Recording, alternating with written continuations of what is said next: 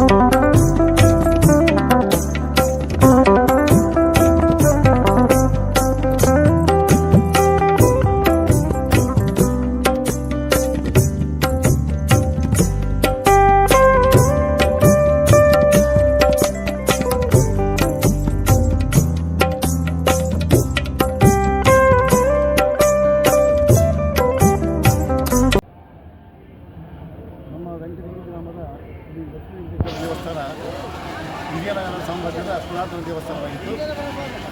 ಇತ್ತೀಚೆಗೆ ಸುಮಾರು 40 ವರ್ಷಗಳಿಂದ ಮೇಲ್ಪಟ್ಟು ವೈಕುಂಠ ಏಕಾದಶಿ ಮತ್ತು ಮುಕ್ಕೋಟಿ ಏಕಾದಶಿ ಕಾರ್ಯಕ್ರಮ ಗಂಗಾವತಿಯ ಗಣ್ಯರಾದ ವೆಂಕಟೇಶ್ವರ ಕುಟುಂಬದವರು ನಮ್ಮ ಸ್ವತಃ ತಾವೇ ಸೇವೆ ಸಲ್ಲಿಸಿ 2 ದಿನದ ಒಂದು ಸಾಕಷ್ಟು ದುಡ್ಡು ಖರ್ಚು ಮಾಡಿ ಸಾಕಷ್ಟು ಸೇವೆ ಸಲ್ಲಿಸಿ ಭಕ್ತರಿಗೆ ವೈಕುಂಠ ಏಕಾದಶಿ ಮುಕ್ಕೋಟಿ ಏಕಾದಶಿಯ ಒಂದು ದೇವರ ದರ್ಶನ ಮಾಡಿಸೋಕ್ಕೆ ಗಂಗಾವತಿ ನಗರದ ಸುತ್ತಮುತ್ತ ಎಲ್ಲ ಹಳ್ಳಿಗಳಿಗೆ ಕೊಪ್ಪಳ ಜಿಲ್ಲೆಯಾದ್ಯಂತ ಈ ಗ್ರಾಮ ದೇವಸ್ಥಾನಕ್ಕೆ ಬರ್ತಿದ್ದು ಅವರೆಲ್ಲರಿಗೆ ದರ್ಶನ ಮಾಡಿಸುವ ಒಂದು ಸೌಭಾಗ್ಯ ಸಿರಿಗೇರಿ ಕುಟುಂಬದವರು ಎಲ್ಲರಿಗೆ ಸೇವೆ ಸಲ್ಲಿಸ್ತಾರೆ.